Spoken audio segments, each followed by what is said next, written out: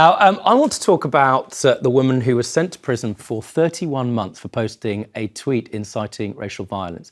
She just had her bid to get her sentence rejected, and I'm asking you all at home, do you think that's fair? 0207 862 2222 is the number. I'd really love your thoughts on this. Just to be clear what the story is, Lucy Connolly posted the vile tweet. Nobody disputes that it was vile. In July last year, on the day that 3 girls were murdered at a dance class in Southport. Now, I'm not going to show you the tweet, but this is what it talked about. It said this. It talked about burning hotels where migrants are housed. Now, she did take it down before her arrest, and I should say the tweet also adds, look, I don't care if I'm racist, this is what you should do. But it had been viewed hundreds of thousands of times by the time she removed it. She was jailed after pleading guilty to inciting racial hatred and told she would serve 40% of her sentence in prison before being released on licence. She told the Court of Appeal that she never intended to incite violence, but 3 of the judges have refused her application for appeal. The appeal would ostensibly be allowed if the judges took the view that the sentence was unduly harsh. Now, what do you think? I'm going to go first to you, Jake. Do you think that that sentence of 31 months was unduly harsh? Yeah, I do. And, it was clearly an appalling and very, very stupid thing to do. And we could have a discussion about whether that fueled the riots, but it's clear that it may well have done. And therefore, it was right that it was treated very, very seriously. But this was a first offence. It is a lady with a previously unblemished record. Mm-hmm. She took the tweet down and then subsequently actually put a lot of tweets out condemning the violence. And if you look, and I could read, there's a brilliant story in the Mail today setting out other people who've committed very serious offences, including some who rioted and were sent to prison for a lot less time. Look, 2.5 years is a heck of a long time for a young mum to be away from her children. Right. Her husband's ill. I do think an example's been made of this woman by the judicial system. Right, she's also got a 12-year-old daughter. You know, Yasmin, I can feel you bristling over there. You've always been very clear about, the disproportionate sentencing for women. Here we have a woman that has very strong and powerful mitigation. She's apologised. You'll be aware that it's the unduly lenient sentences surrounding, for example, sexual violence towards women, a lot less than this. So why should she be sent to prison for as long as she has? 2 things I want to say. One is, I think women should, as the current Minister of Justice, what's the Shabana Mahmood is? Shabana Mahmood, has said women shouldn't be in prison unless they're murderesses. I agree with that.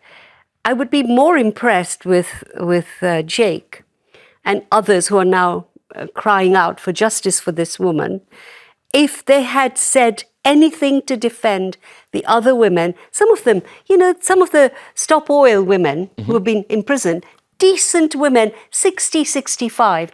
I don't hear anybody going on about that. So the double standard. Their sentences were reduced. I mean, some of them were sent to prison for 2.5 years. Yeah, and oh no! Oh, there are some cases which Greenpeace has highlighted, which was in my column yesterday, where they have been put away for these demonstrations or planning these demonstrations. That said, as a woman, and for this woman with a child, I absolutely accept that, it's wrong for her to be put away for this long. But I also feel her tweet was such an incitement that I'm not going to feel that sorry for her.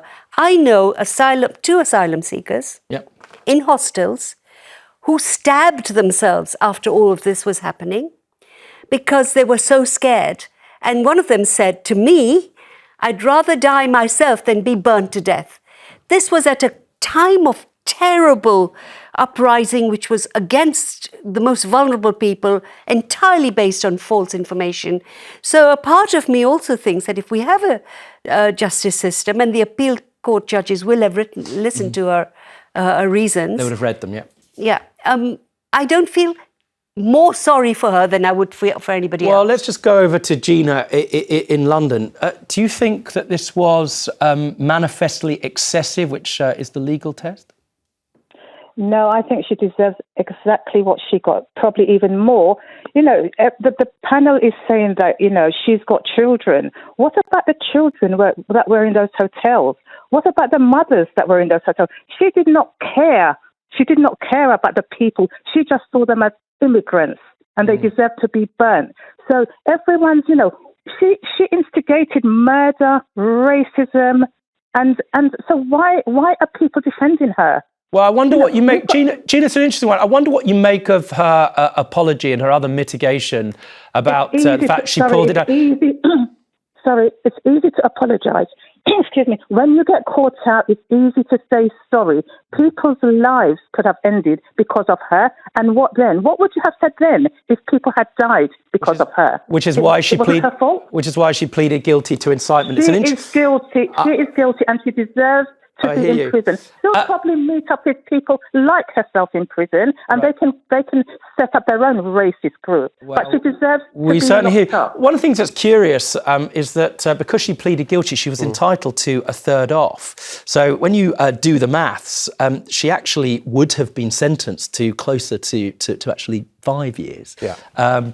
Which is something to reflect on. So you know, 10,000 people in this country have been arrested this year for things that they've put out on the internet. That's more than people have been arrested by President Putin in Russia. We are seeing a chilling erosion of people's right to free speech, whether that's as Just Stop Oil or whether it's this lady or anyone else. It is something we should be really concerned about. There's been 2 recent cases, parents arrested for criticising a head teacher in a school WhatsApp This is on the group. front page of the Mail today. Boris Johnson has weighed in on this, said this is a chilling, this has a chilling effect on free speech, including, for example, journalists like you. Absolutely, and my column yesterday was on exactly that. But this was at a point of such mass hysteria, particularly in places like Liverpool, Southport. And lives were endangered. And words are never just words. As Gina said, you know, what if, look, I get such death threats, I have to have a fire extinguisher in my post box. These are real threats to people like me. And those people are completely helpless. Well, let's go over to Essex and Brad. The question is, was this clearly excessive or not? What do you think over in Essex, Brad? Yeah, I think this was excessive. You know, I'm not defending what she said at all. Right. But then when you put the boot on the other foot, and you've got people who are doing the marches at the moment for whether it's Palestine or even you Just Stop Oil and that, you've got people inciting hatred there. And I've not heard many stories about people being arrested and sent to prison for actually, you know, marching on the streets or burning a flag and such, or calling for the death of the nation. With Yasmin, she seems to only like it when it's one-sided. You know, when it's someone who's said something that doesn't agree with her views, then she's all for it. You know. Well, just pause there, Yasmin. Answer, Brad. Is that true? Yes, in my column yesterday, I defended a Conservative who tweeted something and was arrested by the police and cuffed.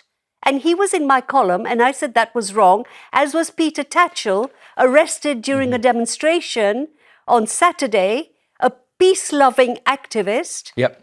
Okay, so it's not true what you said. Well, let's just go over to Angela up in Derbyshire. What's your view on this? Do you think it's time that she was released and we accepted her apology?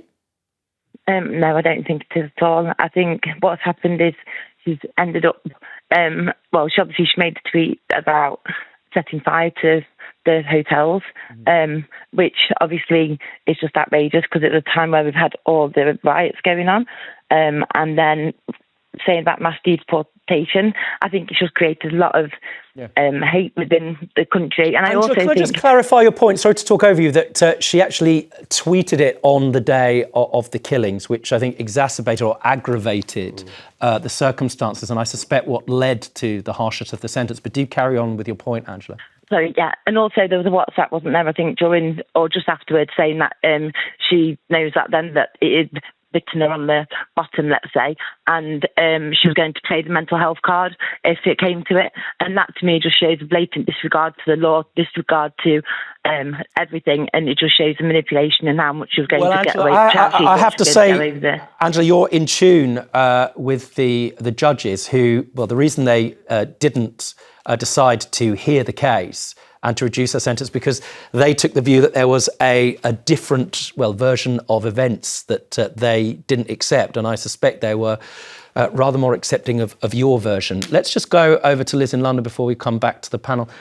Liz, what do you reckon to this? We've heard a lot of people saying that she deserves everything she gets, despite the fact that she's apologised and despite the fact that people have done plenty worse and there's no prison spaces for them. I think that she should never have gone to prison. I'm a card-carrying Labour voter.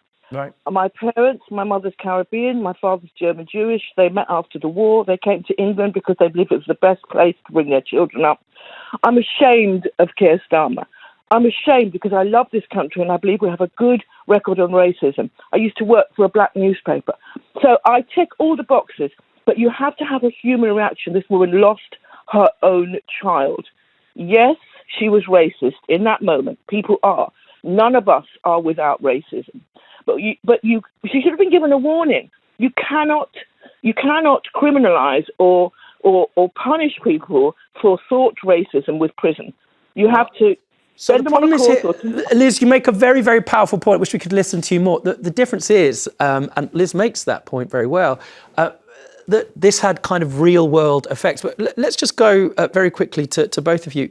Jake, what do you make of this? It's an interesting one. It's interesting that all the comments are, again, it's a bit of a 50-50 split. Right. They're quite finely balanced. What I would say is that there is this perception, some people will call it a reality, that depending which side of the argument on, I know one of your callers picked up on this, you will be treated differently. So at the same time, Jess Phillips, who's a Home Office minister, there was a story about some journalists being attacked by a gang who had knives, and she said, well, they've taken the knives there to protect themselves. There is this feeling, and as I say, people can see people walk around at Palestinian protests. There's one mentioned here in the paper, calling for the murder of Jews, has not been sent for a custodial sentence. Hugh Edwards, who created images of the worst kind of children, not a custodial sentence. A Labour MP who repeatedly punched his constituents, a suspended sentence. There is this feeling that depending which side of the political divide you are treated differently. And the unfortunate thing about this case, whatever the rights or wrongs of it are, that it reinforces that feeling that's out there in the public. The feeling that it's a two-tier care situation. And this is the Trump model, isn't it?